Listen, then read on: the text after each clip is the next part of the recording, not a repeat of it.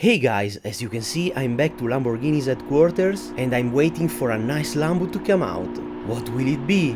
Alright, it's coming out... what? Well, for starters, this is definitely a Ferrari, cause it's red, right?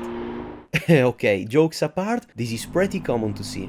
In fact, all the manufacturers use competitors' cars to study their technologies and engineering. And no, this is not my first time seeing this. It already happened in the very same place with an Audi R8, which is pretty much an Huracan Evo, but hey, what do I know, right? And then with this Aston Martin DBX with Lamborghini CEO driving it, Mr. Winkelmann.